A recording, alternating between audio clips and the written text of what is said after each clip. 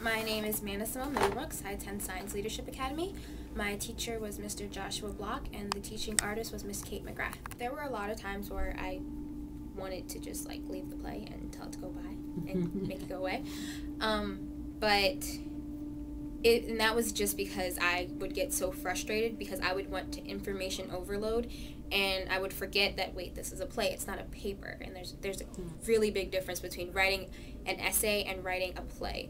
So that was something that I really had to work on, and I really had to try to incorporate the things that I had learned in English and what made storytelling interesting and how would the audience react to this. And I had to ask myself a lot, would I want to sit and read this play, or would I want to sit and actually watch this play? And I found myself saying no a lot of times.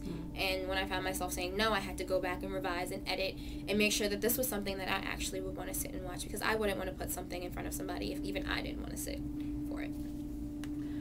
Collaboration, that was one thing that was key in this experience, because not only did I have Mr. Block and Kate, I had my peers who were working on the same type of process with me, and it was really a group journey that we went throughout the entire playwriting process. And I started from a point where I had no clue what I was doing. I didn't know where I was going to go. I just knew that I wanted to step outside of what everybody else was doing, and that's why I chose Sweatshop. Throughout the process of our playwriting, we would stop as a class, and one student would act out another student's monologue or piece or scene from their play. And that was when the writer also got a little taste of what it was to be an audience member and what they needed to go back and revise. So that was one of the ways that we collaborated. I also read through other students' monologues, and they read through mine, and we would put comments on the Google Docs and highlight things where we thought they weren't clear, or this is a really good scene, but I think you could do that. And at the end of the entire project, I actually was assigned one of my friend's monologues, and I read it and I acted it out on stage.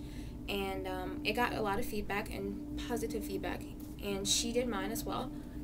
And I think for that to be the conclusion of the entire writing process, I not only got to be a writer, an audience member, but I also got to be the actor and understand how those three roles of theater, because there's the writer, the actor, and then the audience member, and there's other roles in between, but those are the really key roles that take a piece and push it above the edge. Well, I know personally I'm one of the type of people who will complete a project, and once I'm done with the project, I will just close my computer, never want to see it again. But I couldn't do that because I just kept coming back to revise, and even though we were originally done with the project in December, I didn't finish mine until maybe March, and I was still working on it a few days before the deadline came up. So it was a struggle to continue to work, and it also broke my normal of being done with the project, closing it, and never looking at it again. So this project was definitely different from the ones that I was used to doing in the past. I have very high standards for myself, and I know that I'm a good writer, and I know that I can do certain things, but in my knowing of my abilities, I often skip or miss things that are very small. So I've become more wary of spelling, grammatical errors, and often using sentences that are unnecessary are one of my things that I do very often. I'll put in a filler sentence somewhere just to take up space, and I've learned how to work around those.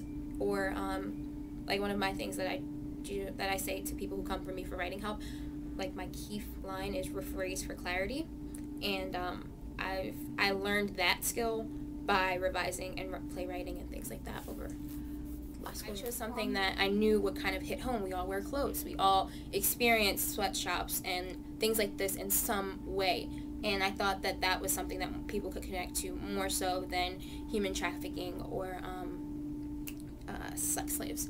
But because I started from a place where I didn't know what was going on, and then throughout the entire process I grew an understanding of what was actually happening to these people, and I wanted to make sure that I was telling their story correctly and accurately, but in a way that the audience would take and understand what I understood and apply it to their everyday lives. So I can say that I did transform, because I started where I didn't know, and I came to a complete. After I actually wrote the piece, I got accepted into another program where, because I learned how to write in a particular way, and because I was bridging history with playwriting, I was able to take what I learned as a writer into a speech and political communication class and see what political speakers were doing with their speeches while they were writing them and then performing them for an audience. So I was able to see what was happening before the actual politician got up and spoke, and connect it to what I was doing in the history class and writing in Young Playwrights. And if I hadn't done that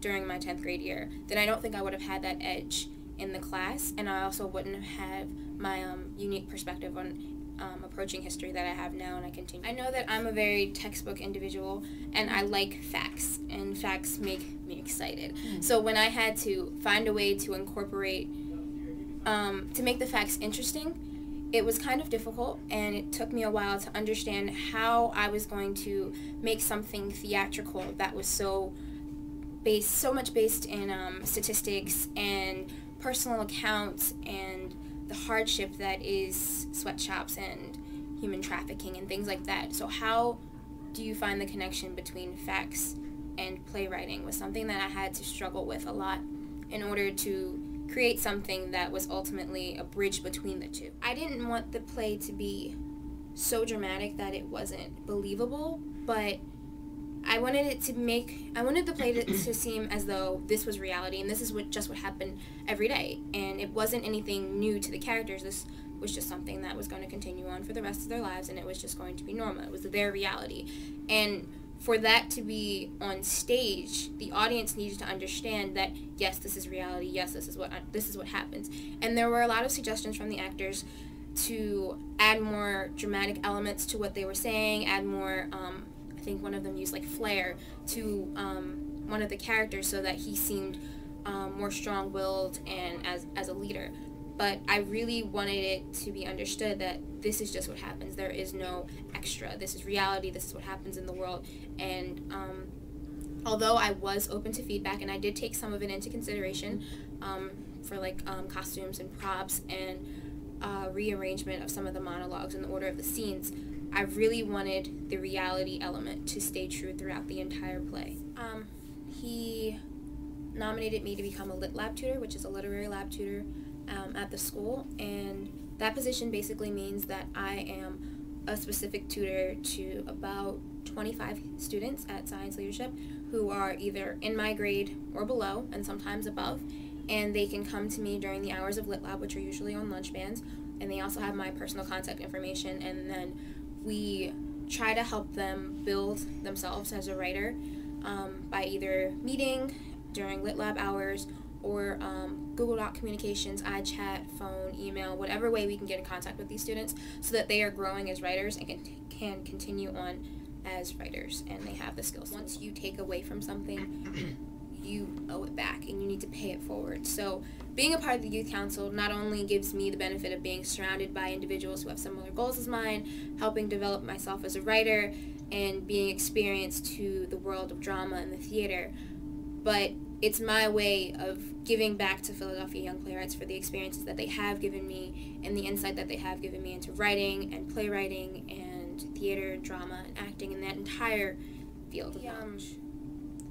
The 2 trips that we've taken as an entire youth council, one to NBC for an interview and the other to New York City to see How I Learned to Drive by Paula Volo, are the ones that stand out the most to me because we're together as a group, everything's really candid, and we're experiencing something new together.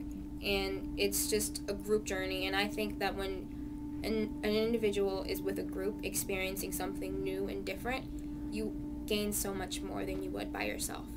And those experiences really stand out to me because I felt the group journey, and I felt all of us learning and experiencing something new together.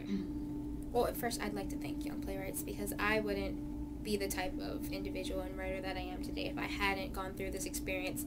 And I actually thought about that. I thought about, like, where would I be in life, or what kind of person, how would I be thinking if I didn't go through this process, if I didn't experience Mr. Block and Kate the way that I did. And I don't think that I would be the type of thinker that I am, and I wouldn't be able to take on different perspectives in order to look at an issue if I hadn't experienced writing in this particular way. My name is Kate McGrath, and I'm a teaching artist working with Josh Block at Science Leadership Academy, and the student is Manna-Symone Middlebrooks. I learn from him every day that I work with him. He treats students as though they have just enormous, enormous potential. I think all teachers would say that that's what they do. They wouldn't be in that business if they didn't see potential for in every student. But in a different way, I think he treats them as grown-ups in a certain extent. That they're capable of doing something that is a level above what they're used to doing. And these plays are a great example of that. Going back and making them do more research is one of those little things where if he nudges a student, I'll see that revision come back to me when I'm looking on the Google Docs, and I go, oh, they went and watched the video that he suggested. So we're kind of like the two little devils on the shoulders of these students, whereas you did a great first draft. Everything is very clear, the characters are rich, but what is the circle beyond that? Again, coming back to circles, what is the bigger picture in terms of that play? And then the students are able to do it because of Josh's support. So he's actually a world history teacher. That is what he's coming from, is a great pairing with my work as a playwright who teaches playwriting, that I can say, well, you need to have the cast of characters include, say, a judge or someone whose opinion is yet a different point of view that maybe represents the government or whatever. So these plays have gone from being little scenes or monologues to being a play that really addresses a broader issue because Josh is so great at seeing what's needed, especially in terms of the issue. And then I think we collaborate really well in terms of finding those students who are really on fire about their plays and passionate either about their subject that they've chosen, because they each chose for the project something that they really are interested in, and doing intensive revision work with those students. And why, in a bigger picture, there's basically lots of things that we can do with point of view and have students examining social issues and human rights issues, and that's something that those students do. And then I've applied that to my own writing in a really great sense of well, you know, why am I writing a play about a woman with multiple sclerosis, and what does it say? And I quite literally have gone back into my own work and looked at the bigger picture, and what an audience takes away from a play that's about a particular issue that is new for them. How do we educate audiences? It doesn't mean that every play I write is about an issue. It could just be about something personal. I have 1,000,001 acts, and they're different now, I think, from working with students who are assigned to write about human rights. But in assigning this, I think that it has opened them up. Again, these are kids who are just incredibly wonderful, polite, great writers, and yet when they do the research and they see kids from another part of the world, in Manna's case, child labor, and outrageous conditions, and women whose rights are violated on all different fronts.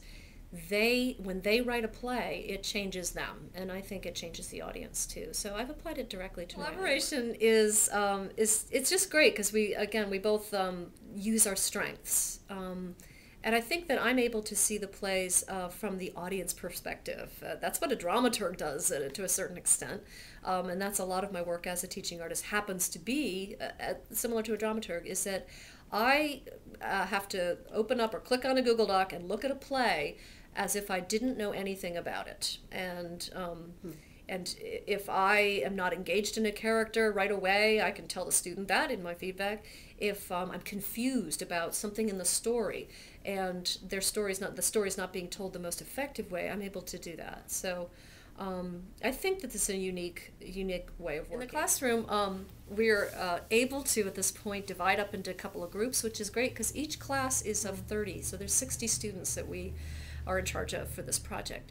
So he is totally gung-ho at participating and in fact in leading a lot of the activities.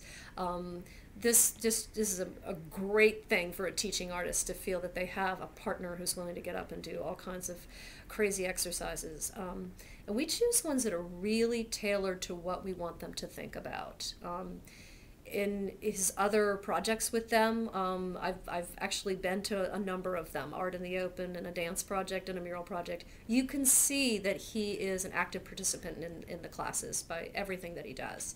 So to work with him on plays is great, because he knows them well enough to get them up and acting. He also knows when they need to sit and write. He knows his students so well. But I can always count on him to lead an activity, especially if it has to do with that social studies angle or that world history angle, and he wants them to consider a certain aspect of that. So we kind of morph exercises from a theater perspective and from a world history perspective into a new, totally different activity. One of the benefits of doing Young Playwrights at Science Leadership is that some of the students are really struggling in terms of what it looks like on the paper, and just how to take an idea and use text to create it. And I did see some who just did wonderfully because they were monologues, and a monologue is spoken by a character who doesn't necessarily speak perfect King's English, nor should they, unless that's the character. So they were free to write a child's voice. They were free to write stuff that was a factory owner, and then a factory worker, and all these different styles of written English.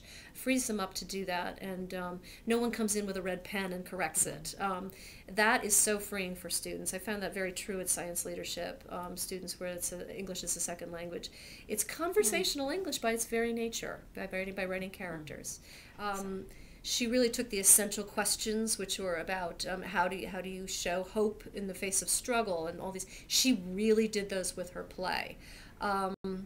So I think she transformed from being one of the good writers to being a spokesperson for this issue, and that's that's a huge change just by simply writing a play. But you can see it on the page. You can see it in her revision log. The questions that are asked were actually really not just questions for a writer, but questions for a human being. Like, how do you show that women will stay in a place that is horrible and awful and degrades them, but why do they stay? And then later on in the play, why do they choose to leave? And that could be applied to so many different things in life. It really has to do with women's issues. I think perseverance is also trying to have students continue to be engaged in their plays when they feel they're done. And I encounter it in other classrooms that I'm working in besides Science Leadership. But I did notice that when you get to the end of a project, that there's this feeling that the play's kind of done because I'm going to stop working on it. And the way that I persevere when I get to that, it's like, well, plays are never done. I have a lot of little mantras that I use. And I can give them examples from my own life as a playwright. I have all kinds of plays that are not done, have been quasi-produced or not produced fully, or blah, blah, blah. And that the revision of a play is never done, too. So giving the students a sense of future life of plays, and that they are to be performed and not just stuck in a folder somewhere. That is one way that I've always had to persevere with Young Playwrights. It happens right around this time of year, right around March, where it's easier for a student to say, oh boy, I'm done with that play. And I have all kinds of sneaky ways to get them re-engaged in their plays, some of which work. And that is something that I think that's true perseverance, is to keep going when everybody says they're tired. I really get inspired by students who have so much going on in their lives, and yet are able to write a full play and revise it several times. And in my own work, I definitely feel is that I owe it to the material, or I owe it to myself, or to the audience, future audience, to work on things, even when I don't feel like I have the energy, and I'm working so much at all my other jobs. The life of an artist is something that I really revere. I think we have to find time for ourselves to do this. And I see them finding time, and darn if it doesn't say, get off the couch and get up there. My name is Joshua Block, and I teach at Science Leadership Academy, and I work with Kate McGrath. And the young lady you have nominated along with you? Is Manna-Symone Middlebrooks. What's been very nice about it is that students choose their own individual course of study within the playwriting project. So there's the larger context that we all share and kind of the umbrella that we're all underneath together. But then within that, and Manna's a great example of this, students do their own research, and there's requirements for the amount of research and how they do their research. But students, Manna was researching sweatshops, and specifically she ended up focusing on Sri Lanka. Some other students were looking at issues of sweatshops, but some other students were doing completely different issues and on their own course of study. So many of the studies connected to things that we had studied earlier, because there were several units that they could choose to pursue a topic more fully within their plays. But I think just the amount of engagement, because no one's forcing them to choose a certain topic of study, and there's really, in that case, no excuse not to be doing something that you're passionate about. So I remember the writing process of Manna, and I remember her process of research and how that continued to inspire her play ideas. So she would come in many days to class and speak to me before class about the new resource she had found and how exciting it was for her, and how it was going to lead into her play. And for Manna, this really helped her to just become one of the leaders through the playwriting process. And I specifically remember times when we read sections of her play in progress out loud for the class, and she would get comments for feedback, and she was really modeling for the class the ways that her research was informing this very captivating story. And I think through the whole playwriting process, like writing and then submitting and then winning first place, she really she became a much more confident person and just able to fully express herself and articulate her process. And I remember seeing her speak at Temple about her play in front of a large audience, which was just an awesome thing to see, and really showing her taking full ownership for her work and the pride in it, and being very articulate about her process as well, and her what playwriting offered her and what she took from it. And I think she's really taken that into that confidence with her to other things since then. And one particular thing I know is that we picked her as one of our Lit Lab tutors in school this year. So she's someone who advises, or she's an editor or a mentor for other writers in the building. Playwriting projects that Kate and I have structured for the past several years, and the year that Manna was with us, was to have essential questions that so there's 2 or 3 key questions that the class is investigating, and they go along with units of study that we studied together as a class. And these questions are very broad questions, like how do people resist power, or what are ways people struggle against the circumstances that are handed to them. And what's nice about these questions is that we can unify all our playwriting projects together, but there's such possibility and creativity allowed for what exactly you would like to research for students, and how they're going to, in some way, address those questions. I think it's been a real growing process for Kate and I to figure out how to have students write this kind of play, where it is connected to real world issues, and also it's thoroughly researched. And sometimes the real world issues are very unfamiliar to the students. So there's several challenges there. One is the engagement level of the students, and then also just the knowledge base of the students. But I think through different ways, they see some kind of common humanity come out through the stories that they're writing. And once they're connected to that, then their plays really just their energy towards their plays and their plays themselves move up a whole other notch. And then in terms of the research, I'm very strategic about how that's structured for students, so that they're not just writing plays that are stereotypes of people in other parts of the world that they're not sure. I think this idea that I don't have to be so, I've transformed in the Young Playwrights process, because it's really made me realize that I don't have to be so in control of student writing, that almost letting go a little bit and still being completely understand, like I'm still very aware of what's happening, but I'm more open to letting students go through their natural writing process. Whereas earlier on, if I didn't feel comfortable with the play that someone was writing, I might have expressed my discomfort.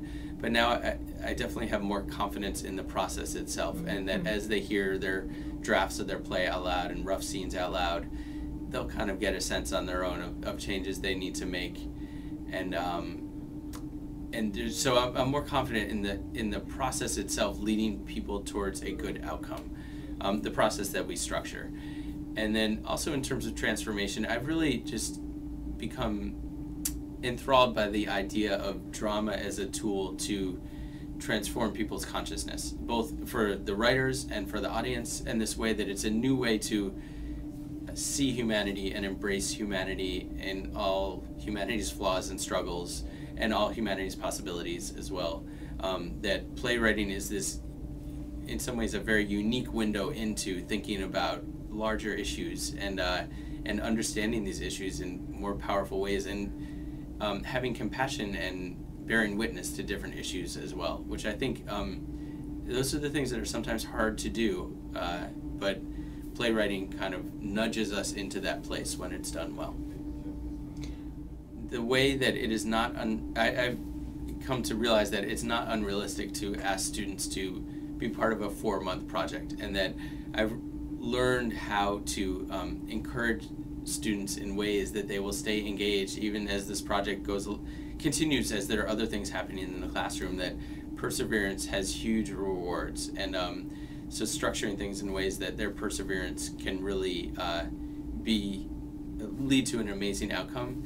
And also in terms of my own perseverance, not giving up on someone's play even if they seem low energy about it, and realizing that if I persevere and continue to introduce them to new resources, or to continue to just feed them little kind of morsels of different thoughts that they might push them forward, that often, like any artist or writer, their plays will ebb and flow in its writing process, and but my perseverance will really ensure that they're not gonna let one of the places where it ebbs be its ending point, where they then decide they're done even if they don't really feel done. I've been happy to step into the role of teacher leader within Young Playwrights, and the ways that I've done that have been to, first of all, really share our playwriting process, because I feel like it is unique what Kate and I do and the ways that it's structured. So always at the retreats, I make a point of sharing the way that we have essential questions that guide the process, and then also helping to plan the retreat and run part of the retreat for teachers. And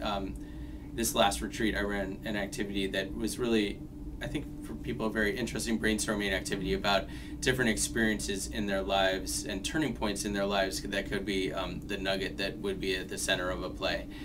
And in addition to that, beginning to start a network of the teachers who are cooperating teachers with Young Playwrights to really be able to continue to share ideas even outside of the retreat and throughout the year.